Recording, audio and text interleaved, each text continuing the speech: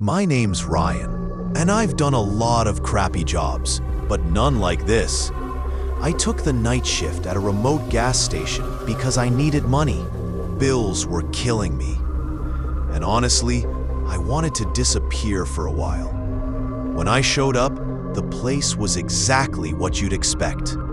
Old neon sign flickering against an empty highway, shelves of stale snacks, a buzzing fluorescent light that never stopped humming.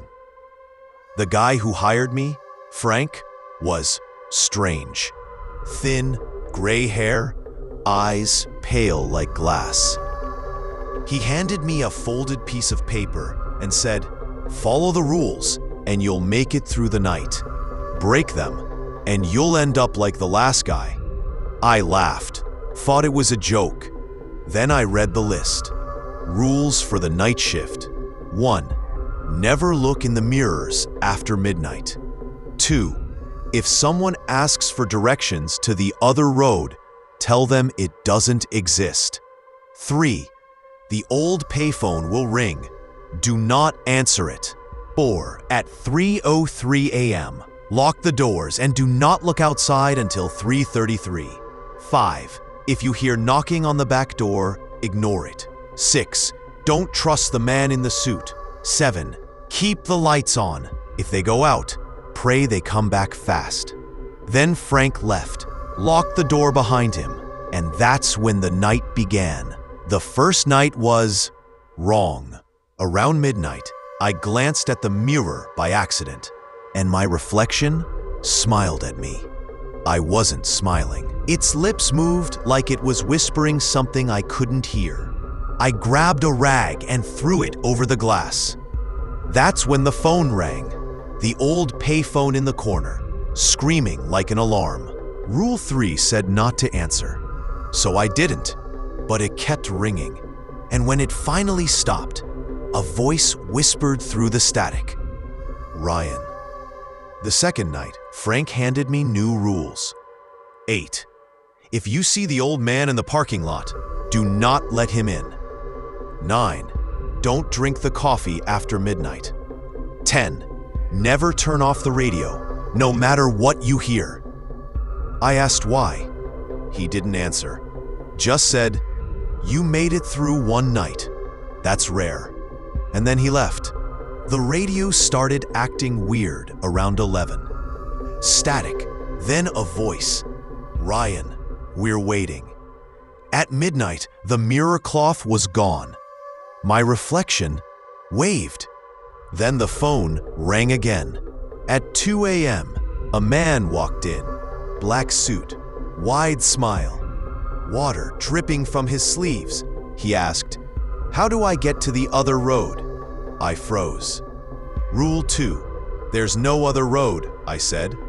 He stared at me with those glassy eyes, grinned wider, dropped a coin on the counter, dated 1911, and walked out into the dark. 3:03 a.m. hit.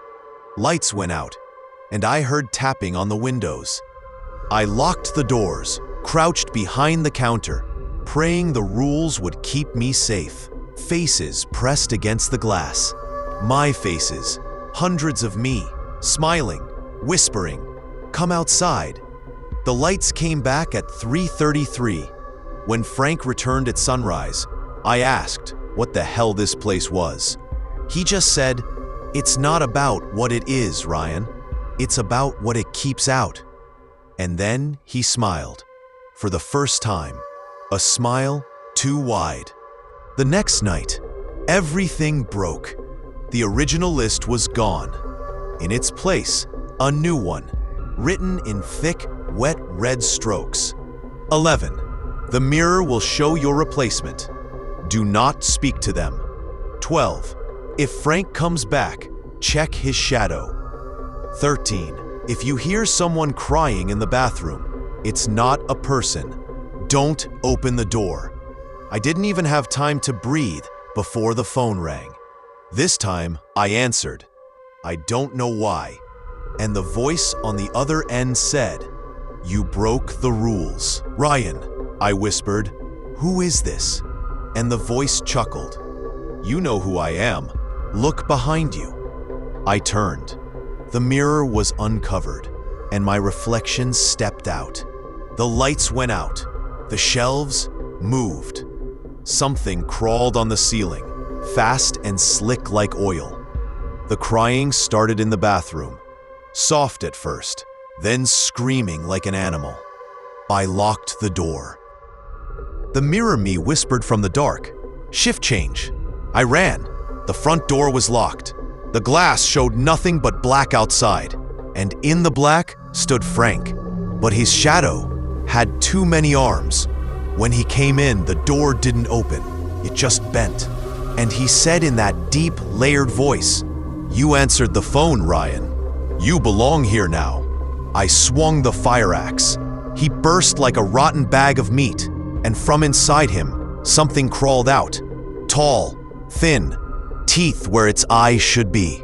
I ran through the back door, into a hallway lined with mirrors.